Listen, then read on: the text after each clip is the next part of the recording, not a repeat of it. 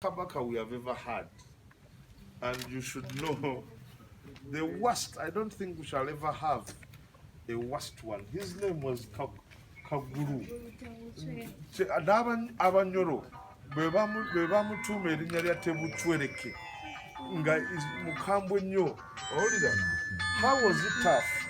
In his palace n'ateekawo enkato zino. Bwe wagenda okukiika ng'olina okuba ng'okuba kuno.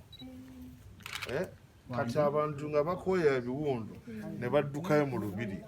Yasimisanga abantu emivule. Alaba basimye wansi waliyo ebituli n'ababikkirayo alive. Yeah, so they got so tired of him.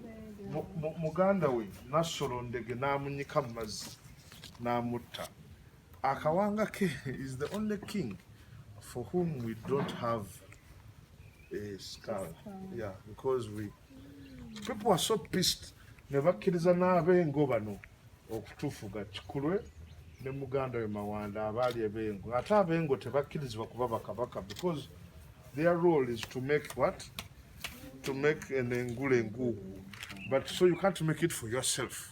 Yeah, so you can't be a king. You are ngabe abempologoma balangira, so they are not even allowed near the palace. But abantu ne babyerabira, let's have Mawanda. Mawanda yo mulaba yagenda n'akuba abasoga.